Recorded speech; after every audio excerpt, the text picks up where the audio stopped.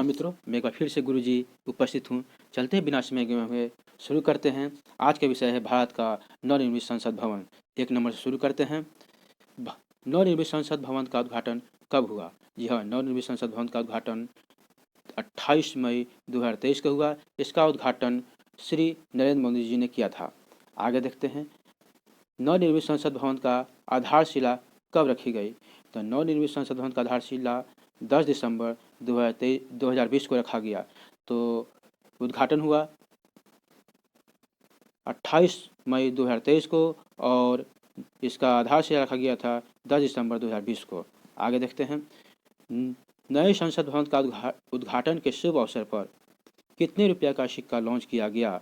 तो 75 रुपये का सिक्का लॉन्च किया गया। आगे चलते हैं, भारत की किस परियोजना के हिस्से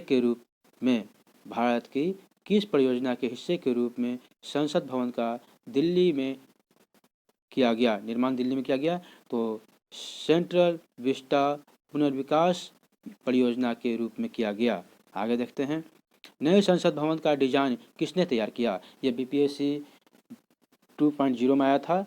तो नए संसद भवन का डिजाइन तैयार किए थे पद्मश्री बिमल पटेल ने किया था। आगे, नए संसद भवन का निर्माण किस कंपनी द्वारा किया गया? नए संसद भवन का निर्माण टाटा प्रोजेक्ट लिमिटेड कंपनी द्वारा किया गया। आगे देखते हैं, नए संसद भवन का आकार कैसा है? नए संसद भवन का आकार त्रिकोणीय है।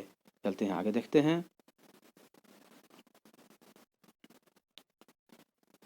नए संसद भवन के तीनों कोना किसको समर्पित है? जो त्रिकोणीय है नए संसद भवन, वो 3 कोना है। तीनों किसके लिए समर्पित है? तो जल के लिए, थल के लिए और नभ के लिए समर्पित हैं।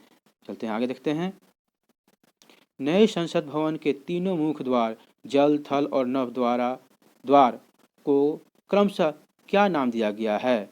तो जल द्वार को ज्ञान द्वार कहा गया है, नभ को शक्ति द्वार कहा जाता है और थल को क्रम द्वार नाम दिया गया है। आगे चलते हैं, देखते हैं, नए संसद भवन किस पत्थर का प्रयोग किया गया है? जो नए संसद बनाया गया है तो उसमें किस पत्थर का प्रयोग किया गया है?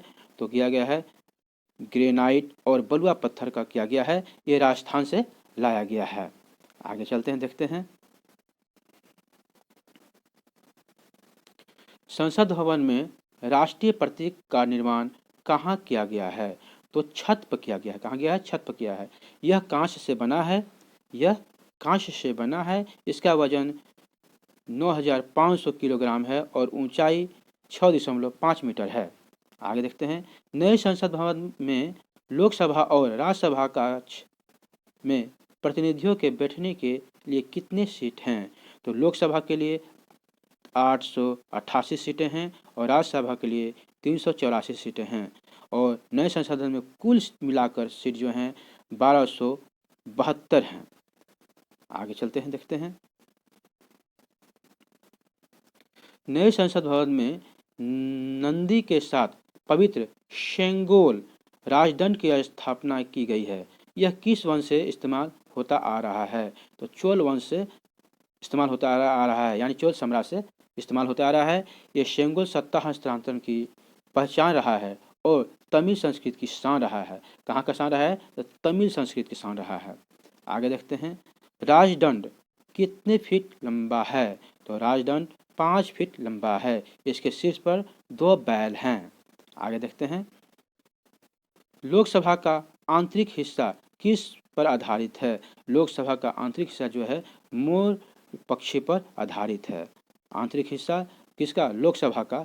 ठीक है, आगे चलते हैं, राज्यसभा का आंतरिक हिस्सा किस पर आधारित है? तो लोकसभा का आंतरिक हिस्सा राष्ट्रीय फूल कमल पर आधारित है और संसद परिषद में राष्ट्रीय वृक्ष बरगद है। यहाँ तक बनने के लिए थैंक यू, शुक्रिया, बहुत बहुत धन्यवाद।